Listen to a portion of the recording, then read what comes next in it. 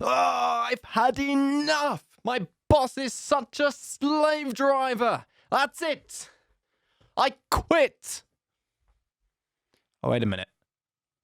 I'm the boss.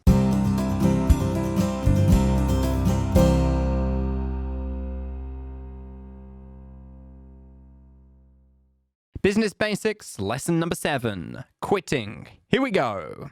I've just handed in my notice, said James. Hand in my notice. What does this mean? Well, quite simply, if you hand in your notice, you tell your current workplace formally that you are going to quit your job. Hopefully you don't do it like I just did in my little outburst. Hopefully you hand in your notice in a slightly more respectable way, but quite simply it means to tell your company that you are quitting your job. Now, where this comes from is quite simply when you have a job, in the UK certainly, and I guess this is the same in most countries.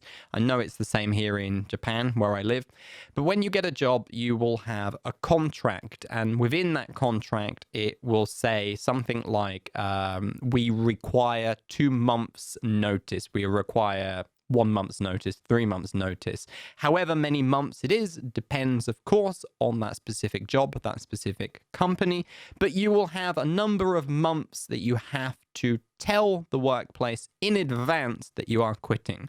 So I hand in my notice today, and if it's 2 months notice, I will then finish my job 2 months from today.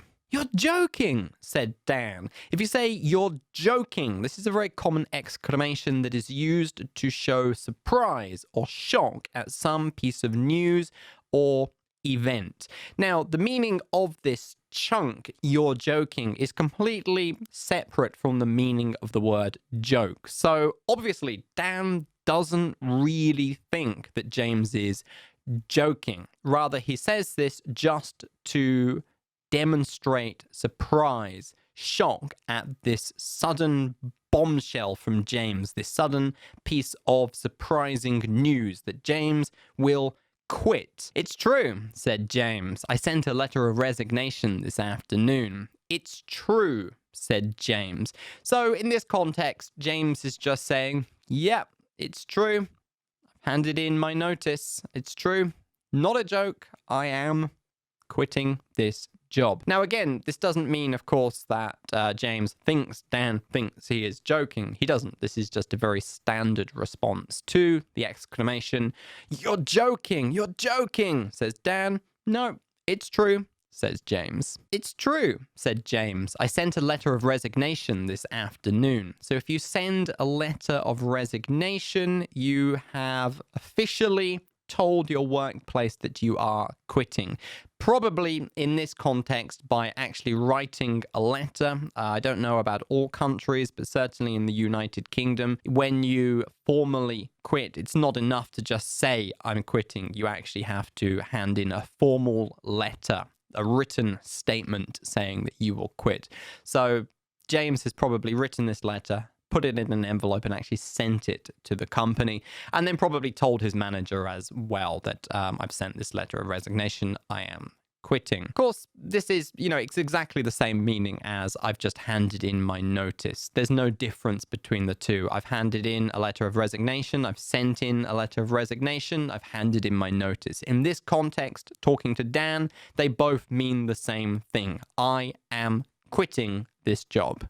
Anna and I are off to live in Amsterdam, James continues. I'm parting with the company on good terms, so I hope they'll give me a good reference. Anna and I are off to live in Amsterdam. If you are off somewhere, you are leaving the current place where you are to go to that place. So in this context, James is saying we are relocating to Amsterdam. We are leaving here, we're leaving London to move to Amsterdam. And if you remember from the previous lesson, Business Basics lesson number 6, this came up as part of the conversation. They were talking about James's difficult, expensive commute, and Anna mentioned, never mind, we'll be off soon anyway. And this is where they're off to. They are off to Amsterdam. We mentioned this briefly in the previous lesson, but the background story here is that Anna's company, like many companies in post-Brexit London, is relocating to Amsterdam, and they have offered Anna a really good position if she chooses to relocate with the company. So her and her husband James have decided to abandon their life in the United Kingdom and start a new life in Amsterdam. This background story was actually a series of lessons that we did in the EES membership program, Julian Northbrook's League of Extraordinary English Speakers, where we've got kind of an ongoing story based around these characters who are working in City Busy and a couple of other places in London as well. Anna and I are off to live in Amsterdam. I'm parting with the company on good terms, so I hope they'll give me a good reference. I'm parting with the company on good terms. Here, this just means that James isn't leaving his job at City Busy because he hates the job or because he's caused trouble or for some negative reason. Rather, he's leaving for some other reason that is completely separate to his current job, i.e. they are moving to Amsterdam, and even James wouldn't be able to commute to City Busy from Amsterdam. Therefore, he has to make a choice. He either leaves City Busy and lives in Amsterdam, or he doesn't go to Amsterdam. He has made the choice to go to Amsterdam, so he's leaving for that reason. And this also, of course, has the nuance that James believes himself to have been a good employee for City Busy, a good worker for City Busy. Therefore, he's leaving on good terms. He is parting on good terms. Anna and I are off to live in Amsterdam. I'm parting with the company on good terms, so I hope they'll give me a good reference. Now, a reference here refers to a reference letter or a letter of recommendation to a potential future employer from a previous employer. Now, I know a lot of countries have this system. This system is very normal in the United Kingdom.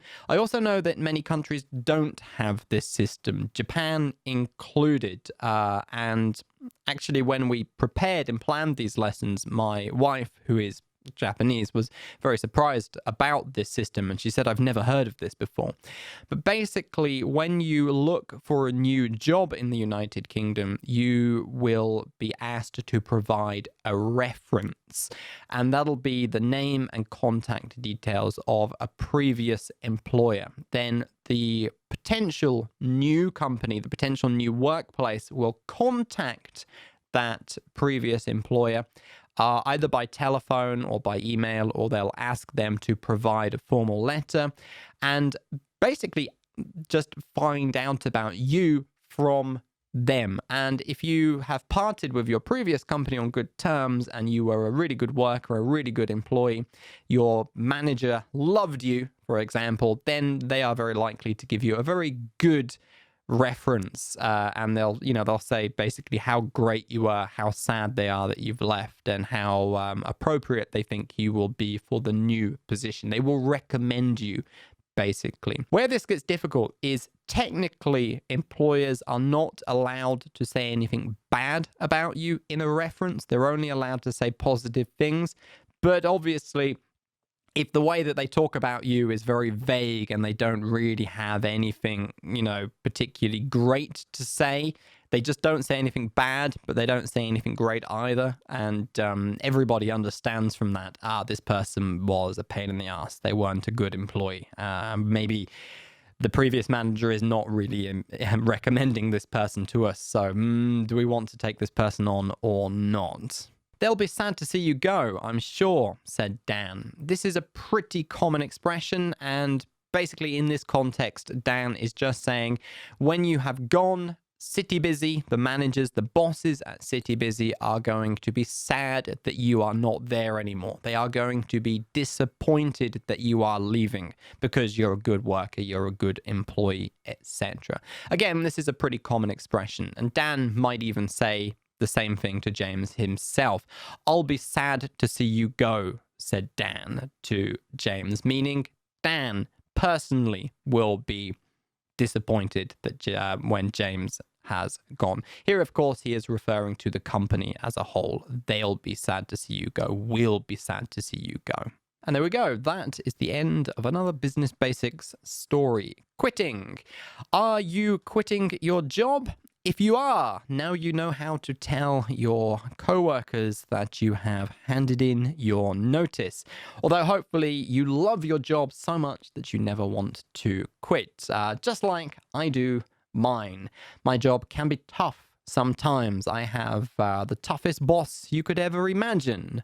Me. I am my own boss, and I am my own toughest boss. It has to be said. But I love my job so much that I will never, ever quit. At least I don't think I'll ever quit anyway. So as always, your job now is just to go back over this conversation, make sure that you understand all the language perfectly, all the phrases and expressions that we've talked about, make sure that you understand the meaning, and importantly, why they are being used here in this conversation in this context. Do the shadowing exercise, really get your mouth moving, perfect the pronunciation, and get to the point where you can say this language smoothly and easily. And I will see you in Business Basics lesson number 8, where we are going to talk about talking on the telephone.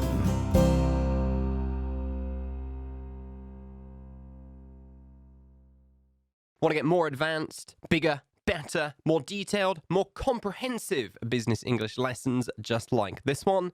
Head over to doingenglish.com/membership and join us in Julian Northbrook's League of Extraordinary English Speakers.